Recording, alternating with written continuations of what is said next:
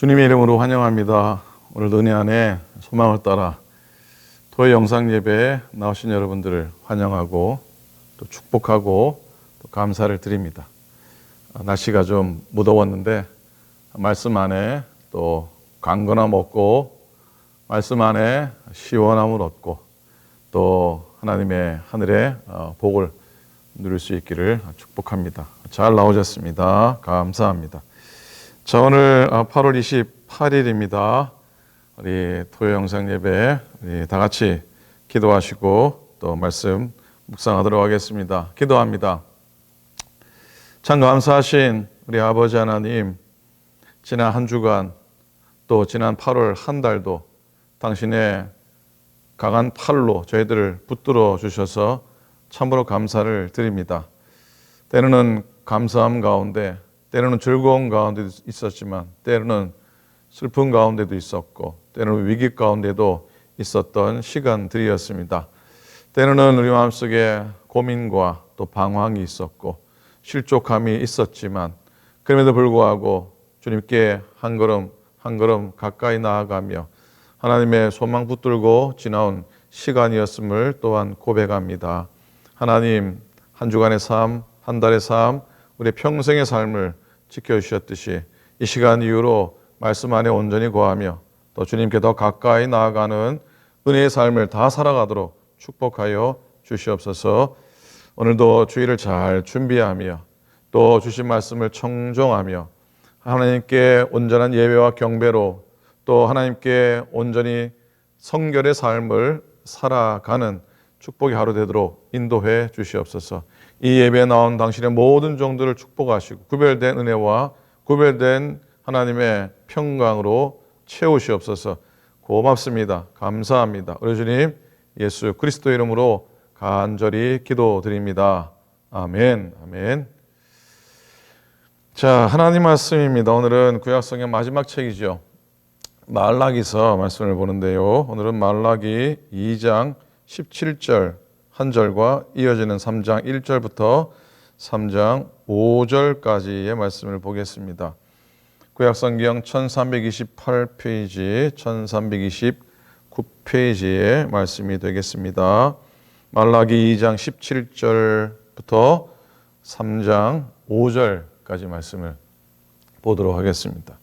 자, 조금 긴 듯한데요. 그러나 함께 천천히 말씀을 함께 봉독하기를 원합니다. 시작. 너희가 말로 여호와를 괴롭게 하고도 이르기를 우리가 어떻게 여호와를 괴롭혀 들었나이까 하는도다. 이는 너희가 말하기를 모든 악을 행하는 자는 여호와의 눈에 좋게 보이며 그에게 기쁨이 된다 하며 또 말하기를 정의의 하나님이 어디 계시냐 함이니라. 만군의 여호와가 이르노라.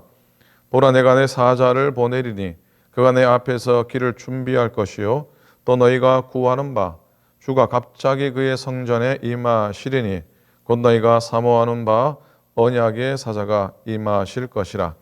그가 임하는 날을 누가 능히 당하며 그가 나타나는 때에 누가 능히 서리요. 그는 금을 연단하는 자의 불과 표백하는 자의 잿물과 같을 것이라. 그가 은을 연단하여 깨끗하게 하는 자같이 앉아서 레위 사람을 깨끗하게 하되 금, 은같이 그들을 연단하리니 그들이 공의로운 제물로 나 여호와께 바칠 것이라. 그때 유다와 예루살렘의 봉헌물이 옛날과 고대와 같이 나 여호와께 기쁨이 되려니와 내가 심판하러 너에게 임할 것이라. 점치는 자에게와 간음하는 자에게와 거짓 맹세하는 자에게와 품꾼의 삭세에 대하여 억울하게 하며 과부와 고아를 압제하며 나그네를 억울하게 하며 나를 경외하지 아니하는 자들에게 속히 증언하리라. 만군의 여호와가 말하였느니라. 아멘. 구약의 마지막 예언자는 누굽니까? 마지막 선지자는 말라기죠. 이 말라기 선지자는 학개 선지자 스가랴, 학개, 스가랴, 말라기, 그렇죠. 학개와 스가랴의 뒤를 이어서 기원전 460년경에 활동했던 이스라엘의 예언자입니다. 말라기서의 말씀은 주로 11조에 대한 설교로 인용되어서 전해질 때가 참 많습니다. 사실 말라기서에서만큼 11조가 강한 어조로, 아주 강한 어조로 강조된 책이 없다 볼 수 있죠.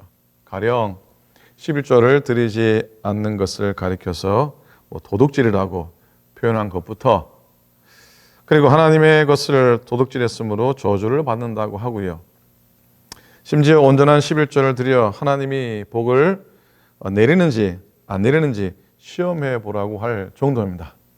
굉장히 직선적이고 굉장히 좀 노골적입니다.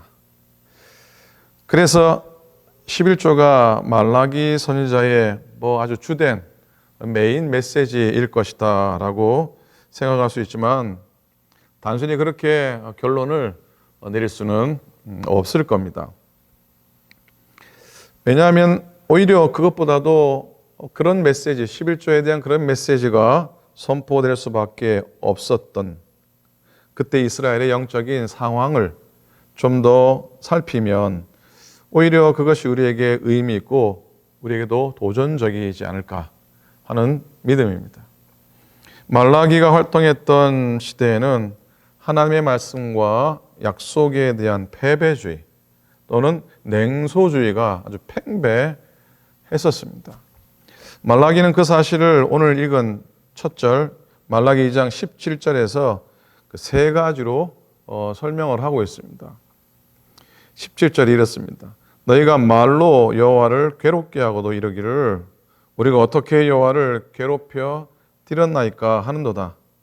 이는 너희가 말하기를 모든 악을 행하는 자는 여호와의 눈에 좋게 보이며 그에게 기쁨이 된다 하며, 또 말하기를 정의의 하나님이 어디 계시냐 함이니라. 자, 첫째로 사람들은 여호와를 괴롭게 하는 말을 하면서도 시치미를 뗐습니다.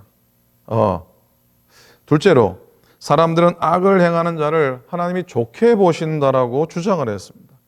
그리고 셋째로 정의 하나님이 어디 계시냐, 정의 하나님은 계시지 않다라고 생각을 했었습니다. 어처구니 없는 말과 생각이라 볼 수 있습니다. 자, 말라기 예언자는 그래서 이어지는 3장 1절 이하에서 이렇게 대답을 하는데요. 1절만 봅니다. 3장 1절. 만군의 여호와가 이르노라 보라 내가 내 사자를 보내리니 그가 내 앞에서 길을 준비할 것이요 또 너희가 구하는 바 주가 갑자기 그의 성전에 임하시리니 곧 너희가 사모하는 바 언약의 사자가 임하실 것이라. 아멘. 자, 하나님께서 사자를 보내신다고 하십니다. 자, 그 사자가 하나님의 오실 길을 준비하신다. 그리고 준비가 끝나면 주님이 갑자기 성전에 임하실 것이라고 증거하고 있습니다. 자, 그가 임하는 날에 많은 해석을 할 수 있겠지만 장차 오실 메시아가 임하실 날이라 우리는 이해할 수 있습니다. 그분이 오시는 날, 일어날 일에 대해서 말라기는 두 가지를 설명을 하는데요. 하나는 정의, 곧 공의고 또 하나는 심판입니다. 2절을 보시겠습니까? 3장 2절. 그가 임하시는 날에 누가 능히 당하며 그가 나타나는 때에 누가 능히 서리요. 그는 금을 연단하는 자의 불과 표백하는 자의 잿물과 같을 것이라. 자, 두 가지 뭐가 나옵니까? 불이 나오고 또 하나는 잿물이 나옵니다. 이건 재련과 정화의 능력을 가리키죠. 불 앞에서 녹지 않는 금속은 없다 볼 수 있습니다. 잿물에 담겨서 때가 씻기지 않은 옷감도 없다고 볼 수 있습니다. 이렇게 하나님은 이스라엘을 깨끗하게 하시고 단련시키실 것입니다. 그래서 레위 자손, 즉 이스라엘은 이제 공의로운 제물을 여호와께 드릴 것입니다. 3절이죠. 그가 은을 연단하여 깨끗하게 하는 자같이 앉아서 레위 자손을 깨끗하게 하되 금, 은같이 그들을 연단하리니 그들이 무엇을 공의로운 제물을 나 여호와께 바칠 것이라 그랬습니다. 자, 그리고 두 번째로 바로 심판입니다. 이어지는 5절 말씀에 내가 심판하러 너희에게 임할 것이라. 점치는 자에게와 간음하는 자에게와 거짓 맹세하는 자에게와 품꾼의 삭스에 대하여 억울하게 하며 과부와 고아를 압제하며 나그네를 억울하게 하며 나를 경외하지 아니하는 자들에게 속히 증언하리라. 자, 말라기는 이 5절에서 심판의 대상을 5가지로 말하고 있는데요. 그렇게 심판을 받을 이들의 공통점이 뭐냐면 여호와를 경외하지 않는, 즉 여호와를 두려워하지 않는 것이었습니다. 말라기 이들에게 하나님의 심판이 임한다라고 외칩니다. 자, 여기서 하나 흥미로운 것이 있는데요.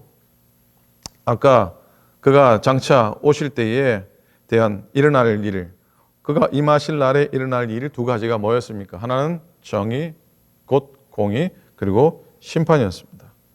그런데요, 정의를 의미하는 히브리 단어하고 그리고 심판을 의미하는 히브리 단어하고 똑같습니다. 이 두 정의나 심판을 가리키는 말은 똑같이 미시파트라고 하는 단어를 사용합니다. 미시파트. 한번 따라 하시겠습니까? 미시파트. 예, 미시파트. 히브리 단어입니다. 그러니 정의는 곧 심판을 불러오고 심판은 정의를 세운다는 뜻으로 이해해 봅니다. 점치는 자, 간음하는 자, 거짓 맹세하는 자, 품꾼의 삭슬 떼먹는 자, 과부와 고아를 압제하고 나그네를 억울하게 하는 자들, 그들이 바로 그이들입니다. 여러분, 그러면 이런 말라기의 예언 선포를 들은 당시 사람들이 어떤 반응을 보였을까요? 귀담아 들은 사람들이 얼마나 됐을까요? 아마도 분명히 손에 꼽을 정도였을 겁니다. 사실 정의와 심판의 메시지는 하루하루 삶을 힘겹게 살아내고 또 먹고 살기에 버거운 사람들한테는 비현실적인, 곧 공허하게 들렸을 겁니다. 반면에 힘있고 풍족하게 사는 사람들에게는 자기들에게는 해당되지 않는다라고 남의 이야기로 들렸을 것입니다. 물론 이 땅의 정의로운 세상, 이 땅에서 정의로운 세상을 원하지 않는 사람이 사실 어디 있겠습니까만, 그런데 아무리 노력해도 정의롭고 공의로운 세상이 오지 않을 것처럼 생각했던 이 말라기 시대의 영적인 공황 상태를 우리가 보게 됩니다. 여러분, 예언자들은 하나님의 신탁, 즉 하나님의 말씀을 받아 백성들에게 외친 사람들이었습니다. 하지만 그 외침을 이스라엘 백성들은 듣고 기꺼이 받아들일 만한 영적인 준비가 되지 못했습니다. 다시 말하면 예언자들은 하나님의 약속을 철저하게 신뢰했지만 백성들은 지금 당장 눈앞에 보이는 증거를 요구했습니다. 말라기와 백성들 사이에도 이런 갈등이 계속되고 있는데 바로 그 순간, 그 상황 가운데 11조에 대한 말씀이 나오고 있는 겁니다. 사실 좀 뜬금없는 그런 뜬금없어 보이기까지 합니다. 왜 말라기는 11조를 여기서 언급했을까? 지금 말라기 예언자는 하나님을 두려워하지 않는 사람들에게 하나님의 심판이 임한다는 사실을 증거한 거, 그걸 우리는 잊어서는 안 됩니다. 자, 그런데 하나님을 두려워하지 않는 이 사람들은 하나같이 하나님의 규례와 약속을 대수롭지 않게 생각을 했고요. 그렇게 대수롭지 않게 여긴 규례 중에 하나가 바로 11조였던 것이죠. 자, 서두에서 말씀을 드렸지만 다시 강조하면 말라기 예언자가 말하려는 핵심은 11조라는 돈이나 물질이 아닙니다. 하나님의 규례와 약속이 그 메시지의 핵심입니다. 하나님의 규례와 약속. 그리고 하나님을 두려워하지 않는 마음과 그런 삶의 태도에 대한 경고. 하나님을 두려워하지 않고 그런 마음들이 삶으로 드러나는 그런 모습에 대해서 경고하는 겁니다. 그러니까 11조보다 하나님을 참되게 경외하는 게 더 중요하다는 말씀입니다. 그렇다고 11조가 중요하지 않다, 11조를 들으지 않아도 된다는 의미는 아닙니다. 자, 실제로 이스라엘 백성들은 하나님을 두려워하지도 않았고 하나님에게 마음을 두지도 않았습니다. 마음을 떠났으니 당연히 신앙의 삶 속에 일종의 종교세인 11조를 하지 않는 건 당연했습니다. 그렇게 성전세가 모이지 않으니 성전 관리나 보수는 힘들어졌고 성전에서 온전히 그 종교적인 업무에 종사했던 레위 지파들은 뿔뿔이 흩어지게 되었던 것이죠. 이런 사실을 말라기는 도둑질이라고 표현을 하고 있습니다. 여러분, 이스라엘의 독특한 역사적인 경험에서 나온 그 신앙적이고 종교적인 형식을 우리가 그대로 따라갈 수도 없고 또 따라갈 필요도 없지만 그렇다고 구약의 말씀을 폐기하는 것도 잘못입니다. 그 말씀이 말하는 근본을 찾아가는 것. 자, 구약의 형식은 온전히 따르지 못할지라도 그 본질은 취해야 하는 것이 맞다고 생각합니다. 오늘 말씀에서 그 본질은 무엇이겠습니까? 말라기 선지자가 11조라는 형식을 통해서 말씀하려는 하나님의 신앙의 본질은 무엇이냐 하는 것이죠. 그건 하나님의 정의와 공의, 그거예요. 공의와 정의의 하나님입니다. 우리는 이 답을 11조 개념에서 찾아가야 합니다. 여러분, 11조는 두 가지 필요에서 나왔죠. 원래 두 가지 필요. 첫째는 종교적이고 신앙적인 필요. 다른 하나는 사회 구제를 위한 필요였습니다. 예를 들어 땅을 분배받지 못한 레위인들, 성전에서 전적으로 그 일을 감당했던 레위 지파들을 도와주어야 했던 것이죠. 영적이고 신앙적인 공의를 행하는 겁니다. 그리고 다른 한편 과부나 고아 또는 갑작스러운 재난을 당한 이들을 위해서도 필요했는데 이런 차원의 11조는 바로 하나님의 정의를 세상 가운데 경제적인 정의를 세우는 것으로 볼 수가 있습니다. 그런데요, 앞에서 생각했던 이 말라기 선지자가 심판의 대상으로 꼽았던 5부류, 그들은 모두가 다 사회적인 경제 정의를 파괴하는 이들이었습니다. 품꾼의 싹을 떼먹고 과부와 고아를 압제하고 나그네를 억울하는 등 이들의 형태가 그러했다는 겁니다. 그렇게 연약한 이들을 괴롭히는 사람들에게 하나님의 심판이 내린다고 했는데 그건 당연한 겁니다. 그럴 수밖에 없는 것이 11조를 들여서 그들을 도와야 함에도 불구하고 거꾸로 품꾼의 삭슬 떼먹는 것은 하나님의 것을 도둑질하는 것과 똑같기 때문입니다. 자, 오늘 말라기의 예언을 하나님의 말씀을 우리가 어떻게 받아야 할까? 무엇이 고아와 과부를 압제하지 않는 것이고 무엇이 하나님의 것을 도둑질하지 않는 것일까? 우리들의 개인적인 삶과 또 신앙의 삶에 숙제로 던져드립니다. 자, 결론 부분입니다. 여러분, 이스라엘 역사 가운데 중요한 탈출의 역사가 두 개죠. 하나는 출애굽, 그리고 둘째는 바벨론에서 돌아오는 것이죠. 공통점과 차이점이 있는데 차이점 한 가지가 있어요. 차이점 하나를 발견해야 되는데 뭐냐면, 자, 애굽에 노예되었다가 탈출했을 때는 거의 다 나왔습니다. 거의 다. 그리고 어렵사리 나왔습니다. 10가지 재앙에다가 애국 군대가 쫓아오고 앞에는 홍해까지, 지난주에 말씀이었죠. 홍해까지 놓여있으니 천신만고 끝에 탈출을 한 겁니다. 근데 바벨론에서 탈출했을 때는 바사왕 고레스 때문에 너무 쉽게, 이 바사왕 고레스가 너무 쉽게 풀어 주었습니다. 그래서 그런지 아쉽게도 예루살렘으로 이스라엘에 돌아오지 않는 사람이 사실은 더 많았습니다. 물론 그 가운데도 하나님의 뜻이 분명히 있어서 디아스포라, 유대인의 기원이 되긴 했지만 말입니다. 어쨌든 팔레스틴에 돌아온 사람들도, 가나안 땅에 돌아온 사람들도 사실 마음의 반쪽은 바벨론에 있었는지, 돌아와서 성전을 짓긴 했지만 거기서 제사 드리는 자세가 영 엉망진창이었나 봅니다. 그래서 말라기 선지자가 책망조로 예언을 하고 있는데요. 1장 6절 이후로 보면은 너희 제사가 어찌 이 모양이냐, 너희 제사가 어쩌면 이러냐 책망하니까, 그러자 백성들이 뭐라 그러냐면 우리가 뭘 어쨌는데요.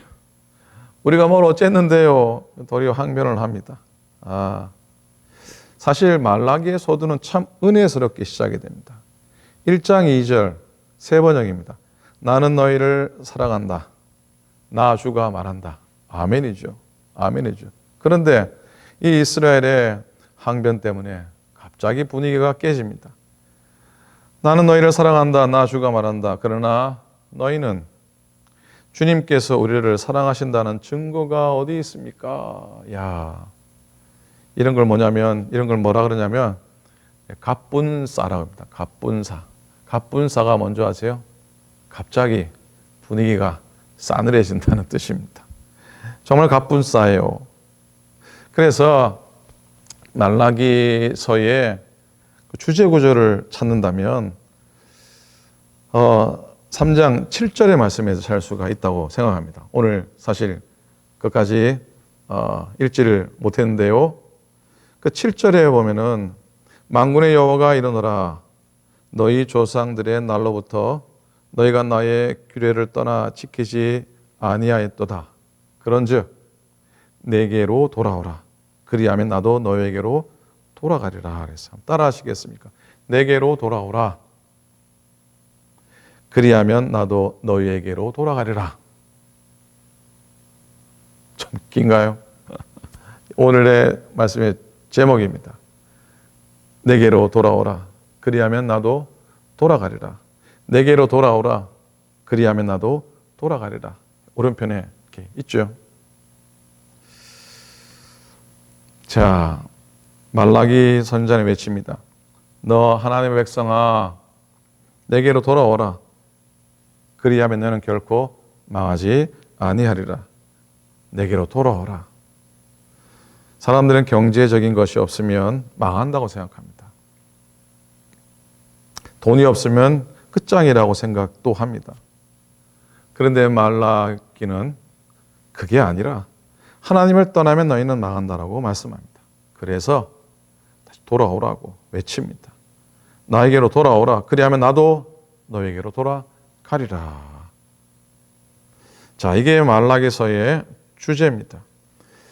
말라기를 포함해서 모든 예언자들이 증거한 하나님의 마음입니다.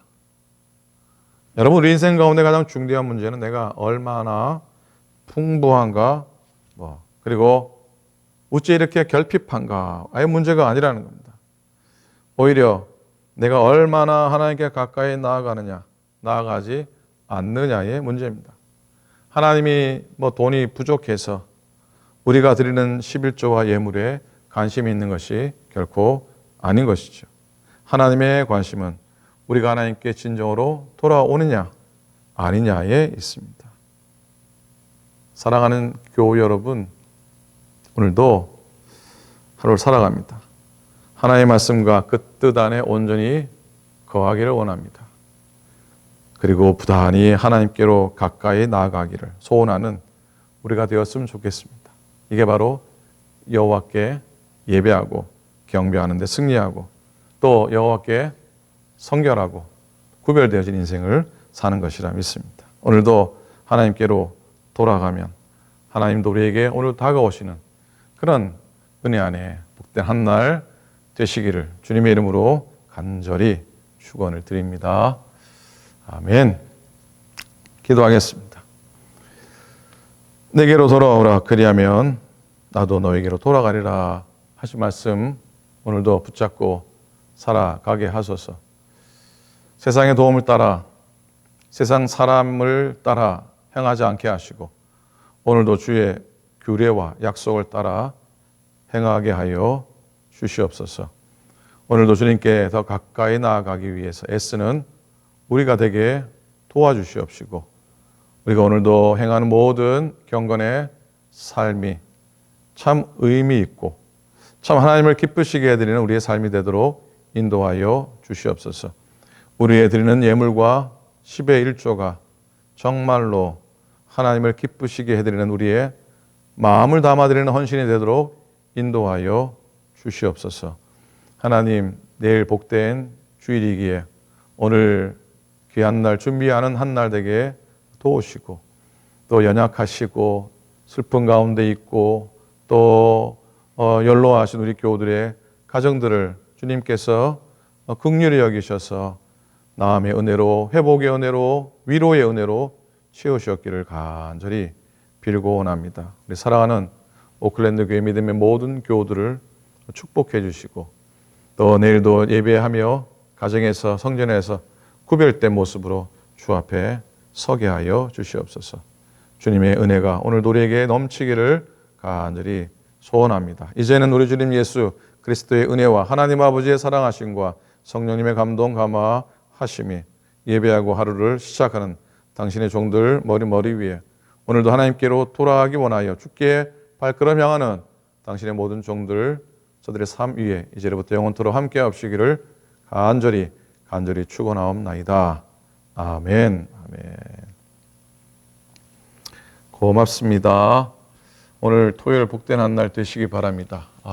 저녁인데 본당 성전도 너무 더워서 가다마이를 입지를 못했는데 양해해 주시고요. 토요일 오늘부터 한국학교가 가을학교를 오픈합니다.